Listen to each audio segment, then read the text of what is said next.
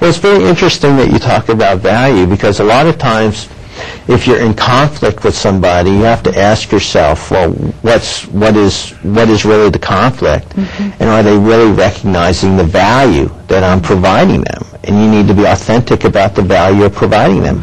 Is your value system the same as theirs? I mean, I could be doing things for you and say, wow, she should really, really appreciate me for all the wonderful things I'm doing. But your value system is different. So those things I'm providing you as a service aren't really valuable. You prefer other things. But for me, instead of me moving and being flexible with my value system, I'm saying, but you should appreciate me because these things are valuable. They're valuable in my value system, therefore they should be valuable in your own value system. That may or may not be true. So I would recommend everyone to look at their value system. If they're not being appreciated at work, are they really providing the value to their manager that the manager expects in terms of value? What is that value? What in terms of management do they deem as valuable as a service or a work that you're doing?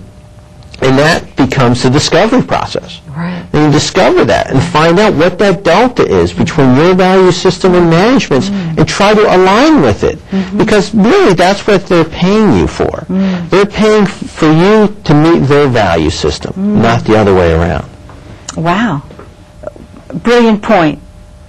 And I think that it might even be important for management to even, in their ground rules or guidelines, say this is what we value in the company. Or I don't know. Do corporations introduce that? What value is for them in the company? I spend a lot of time consulting and helping managers explain what value is. And because really knowing that improves productivity.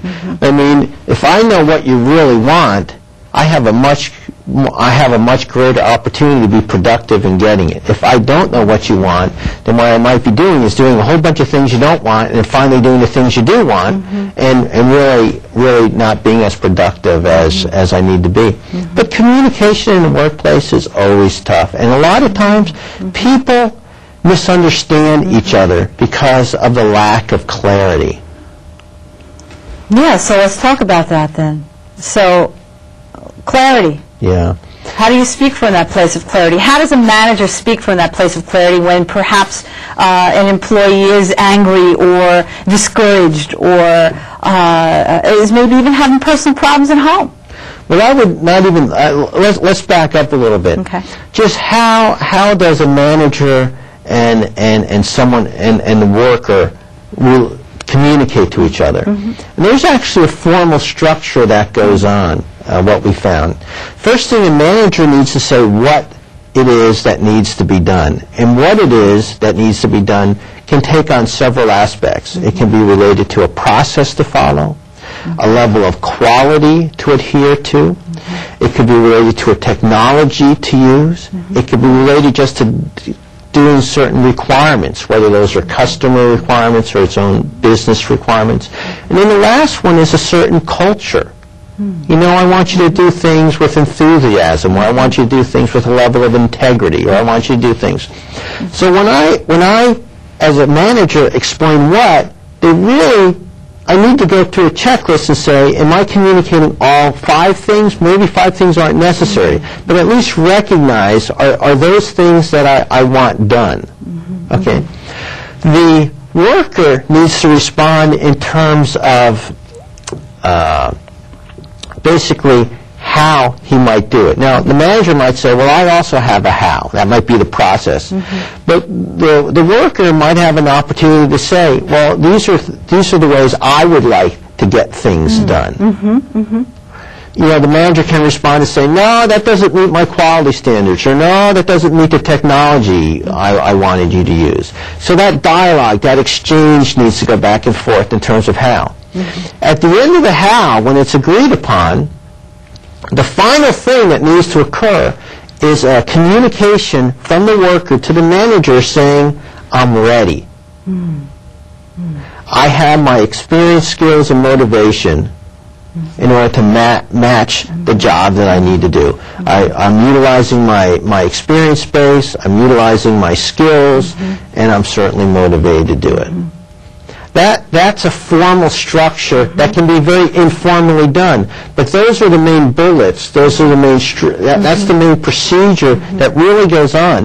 When that happens, a lot of the things called hurt feelings, misunderstandings, all those things they basically fade away. And so it actually prevents those things from happening. Because, see, a value system is laid down, the way that value is going to be created is laid down, and the readiness to meet that value system is created. And so one of the things that, in fact, in the book, I talk about what I call a communication protocol, a sequence of events that need to happen in a checklist that needs to go forward. And what I'd like to teach managers and employees to do is how to communicate that in their own way, but still have the essence of that message down. And all of a sudden, productivity will dramatically go up. Efficiency will go up. Equality will go up just by doing that, because things aren't being missed. That is really beautiful. And I am so grateful, because, believe it, our time is coming to closure.